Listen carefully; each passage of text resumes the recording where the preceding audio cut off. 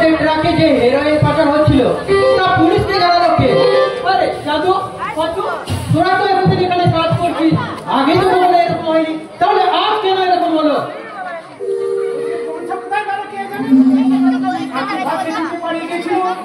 সমস্ত ছিল।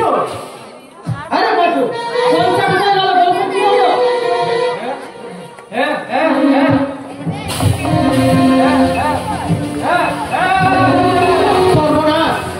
এ কথা দাদা সাহেবকে কি করে জানাবো? লজ্জায় যে আমার মাথাটা মাটিতে মিশে যাচ্ছে।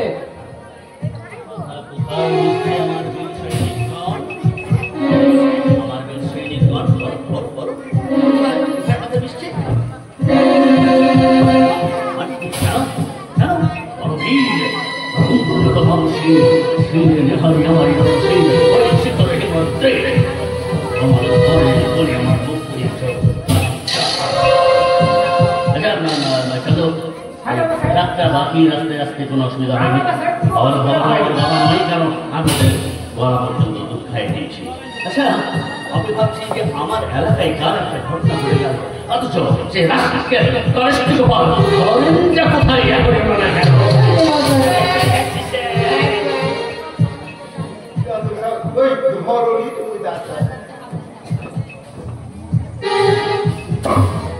কাল রাত্রে আমার এলাকায় একটা ঘটনা ঘটেছিল। তুমি কোথায় ছিলে? কোথায় ছিলে? আনসার বে। আরে আমি কি বলছি তুমি শুনতে পাচ্ছ না? আমার ছেলে না কোনো মেয়ে ছেলে নিয়ে ফুর্তি করছিলে। আমার গোডাউনে পাঠিয়ে দাও। কেন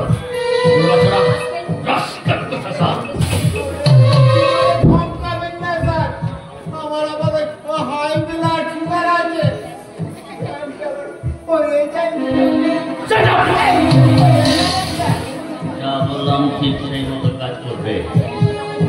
আমি কি করে দাদা সাহেব? আমার আন্ডারে নেই। একটা আছে স্যার, নতুন ইন্সপেক্টর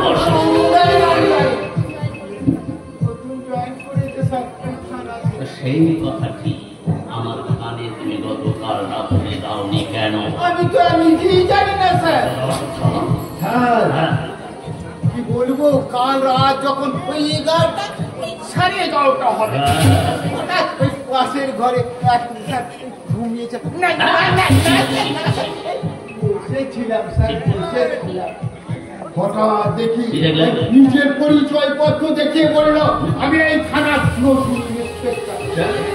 স্যার বলি না, ওই সবাই ওই মোবাইলে গুলো খেলে নিল, আমারটাও খেলে নিল। ধরনের পয়সা না, তুমি আমার পোষা হয়ে থাকবে। মোবাইল গুলো কেড়ে নিয়ে ওই দয়ার টেনে দয়ে 3 ঘন্টায় থানা থেকে আর কোথাও যাওয়া হবে না। দেখি সঙ্গে ওই কনসাটা ধরে নিয়ে আসে। রাস্তা দেখেই স্যার আমি কিন্তু বুঝে ফেলেছিলাম রাস্তা স্যার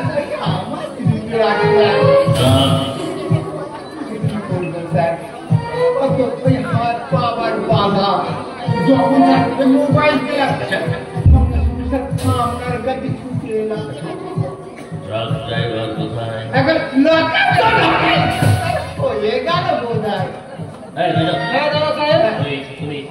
এবং গণেশকে ছাড়াবার ব্যবস্থা করবে। ঠিক আছে সাহেব। থানায় থাকবে না, তুমি কি করবে?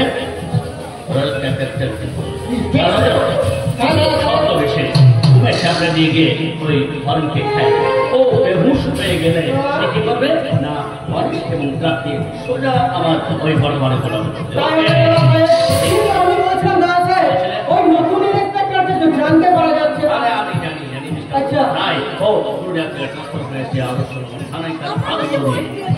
হরেন, আমি চাই না ওই মিস্টার অরুণ রায়ের কাছ থেকে তোমার, তাই আমি বলছি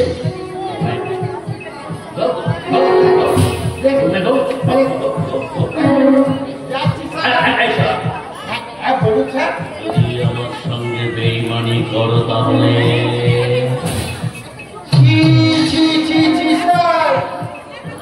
আমি তোমাদেরকে আমার বিশ্বাস নেই। ওই রাস্তার মেয়েরা টাকার জন্য সবকিছু করতে পারে, আর ঠিক তোমরা এই পুলিশের মূর্তিটা পরে টাকার জন্য ওই বাড়ি পাথর করতে তাদের কাছে নির্দিষ্ট বিপদে বসো ওরা করো, লজ্জা করে না?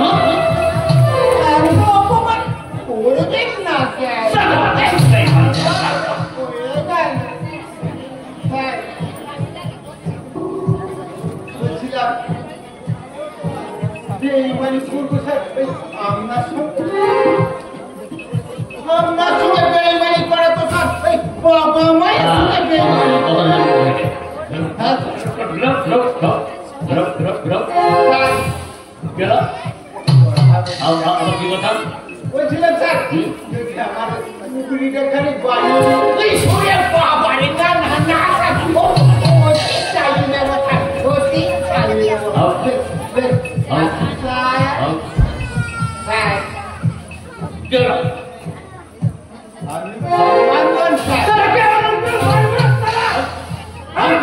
পুলিশের সঙ্গে বদমাশি এমন দুটো দেবো না আমি ওই ভগবানের চেয়ে ওপরে স্যার আমি ভগবানের চেয়ে ওপরে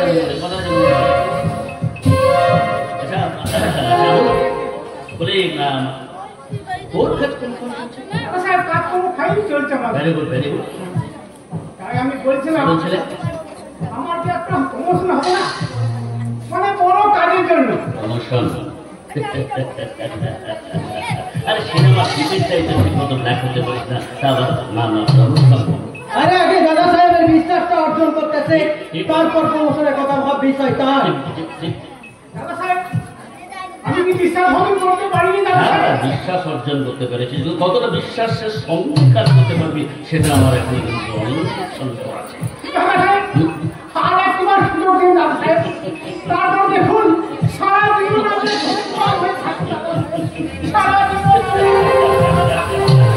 সারা জীবন আমার কাছে প্রবলেম আছে।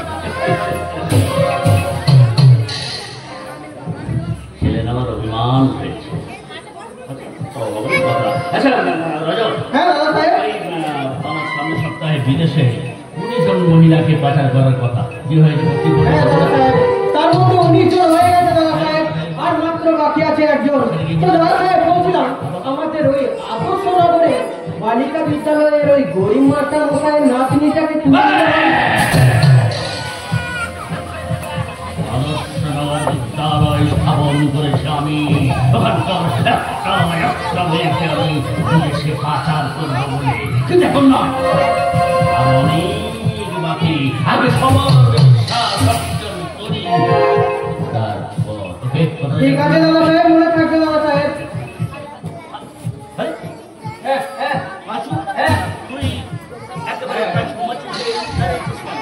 আরে তুই তো ভালো কাজ করেছিস। আরে আমার এই বইয়ের আমাদের জমা দিয়ে দিয়েছিস, ভালো কাজ করেছিস। আমার শোন দাদা সাহেব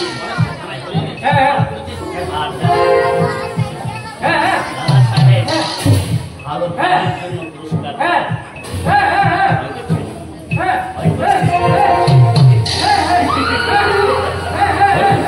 পুরস্কার দিবি না?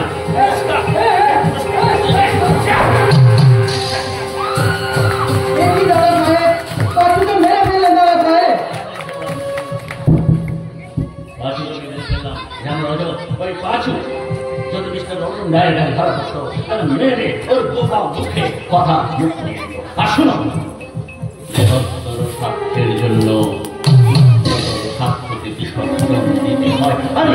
তুমি জানো না এ কথাটা সেবা ভগবত গীতার 19 নম্বর অধ্যায় 12 নম্বর শ্লোকে লাস্ট থেকে বলবেন